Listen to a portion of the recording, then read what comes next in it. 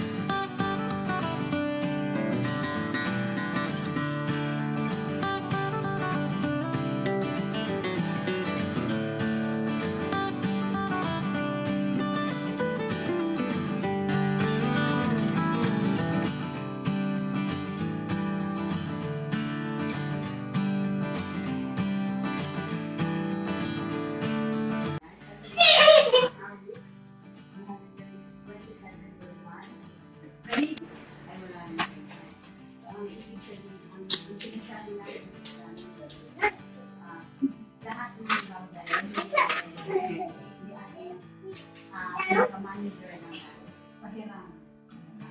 So dapat yung pansin inaalagaan at ibinabalik sa Panginoon. So lahat na meron tayo galing sa Panginoon. Hiram natin lang sa Kanya. Hindi natin inaangkin na sa atin kasi Kanya. So kung meron na tayo ngayon, salamat. Salamat sa Diyos. Kaya naman yun. Hindi yung inaangkin natin na sa atin talaga na parang wala na tayong dahil parang so, the more na binibigyan tayo ng Panginoon, the more na magpapasalamat tayo sa Kanya. Unless lang sabi ni Lord, hindi siya yung nagkayo ng tao na ito. Lahat ng meron ka, pwede sa isa. Pero kapag meron ka at ipinagkatiwala mo sa Diyos, lahat yan ang natin ng Panginoon. Kung yung iniingatan ng Diyos, iniingatan mo, wala man tayo nito, sila. Kasi kapag nasa atin sila, lahat ng paano na lang yung mga bagay. Yung ating talino, yung ating kanunungan, yung meron tayo ng manunungan, lahat, sa Diyos nila. Yung sinasabi ng Panginoon, yung kanunungan, yung isang tahanan, ay hindi sa kanila. So, kahit na ikaw yung pinakamayaman sa buong mundo, kung wala kang pangalaman sa Diyos, wala na. So, kung wala ka man natin, okay na. Kung si Jesus na naman.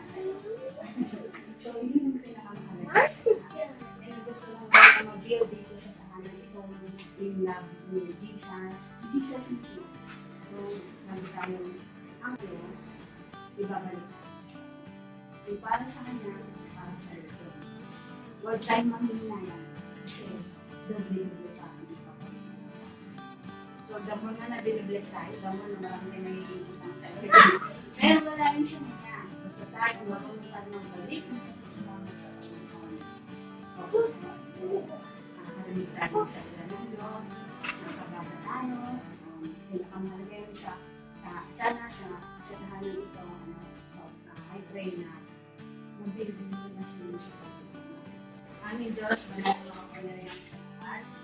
Isang payak na gathering, pero dahil ikaw ang nasa Diyos, Panginoon, salamat sa Panginoon ko Diyos na panalangin ang tahanan ni Nani.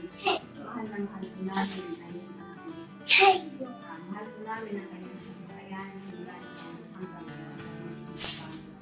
Salamat dahil kayo po yung nag-uwi po sa puso. Hindi ang bagay na namin ito. At salamat sa patuloy na pagkakaroon sa kanila. Lalo na ngayon nakita po namin kung paano po bless ng ito ang mga ito.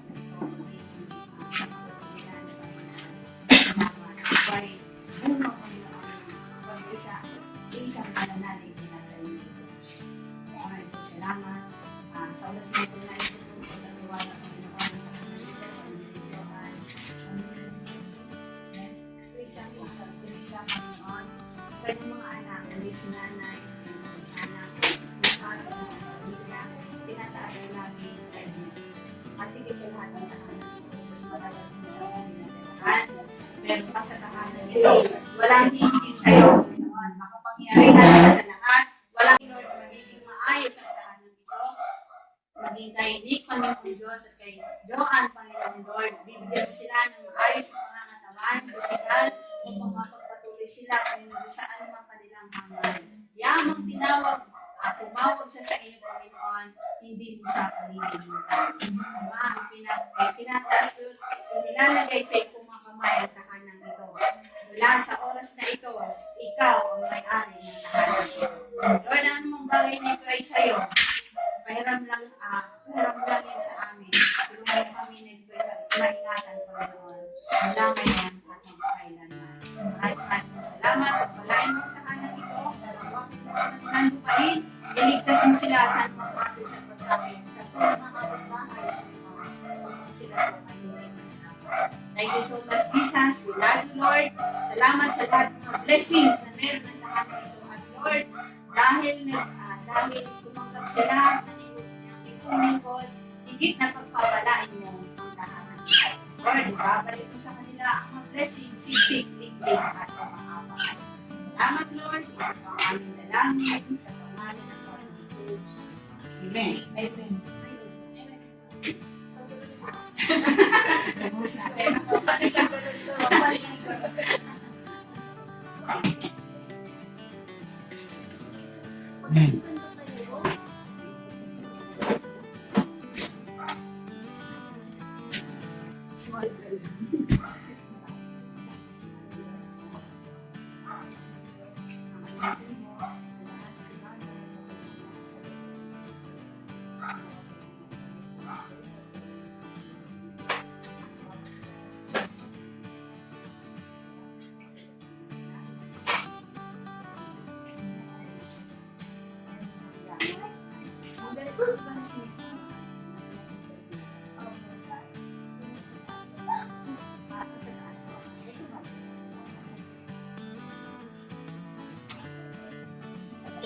Ay, oh yun, pwede po pati yung kuya ko po na natutulog. Para mapag-pray po. Ay, medyo ingat po kasi may box po. Wait. May ilaw po. Tapos ito po. Ay, ito po yung CR po. Opo, medyo magulo pa po kasi. Gulo pa na. Yung picture, dala mo ng picture. Tsaka ito po. Ito po yung pinapagawa. Ayan po si kuya. Nagbe-bless kami kuya ng bahay. Nagulat pa siya. Kaya mag-pray ka lang kuya.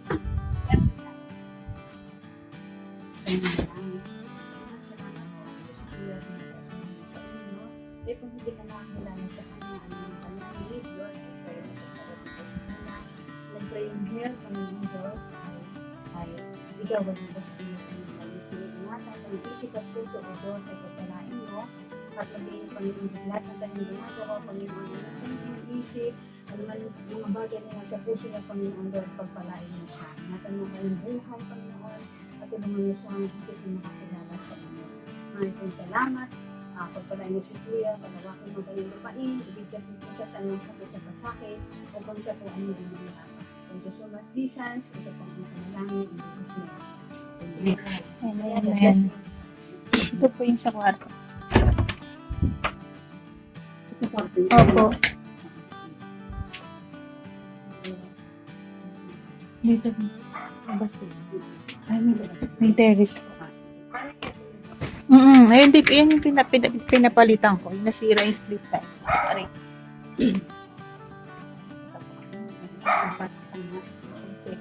Mm-mm.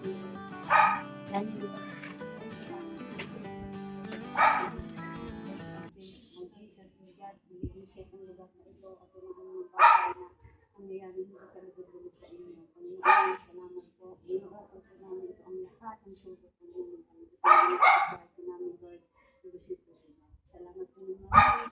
Lord, na mga gaganap dito ay para po sa inyong naman. Thank you so much. Gusto ko pa rin, Joe. Salamat po, in Jesus' name.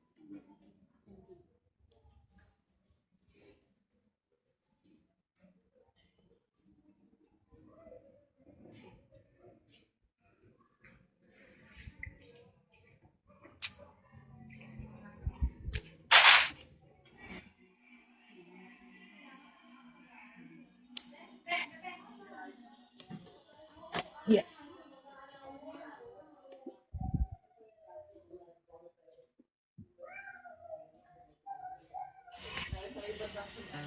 Try po ninyo ano.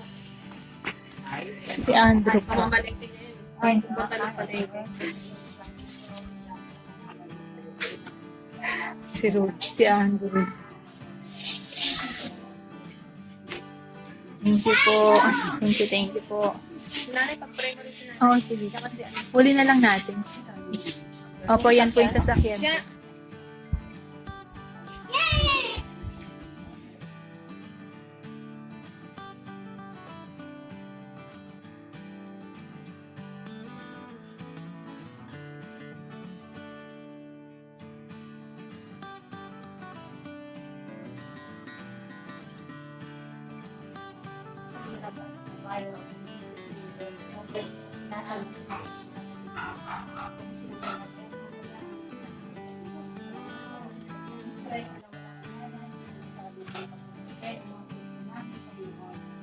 Kayo na po yung balik sa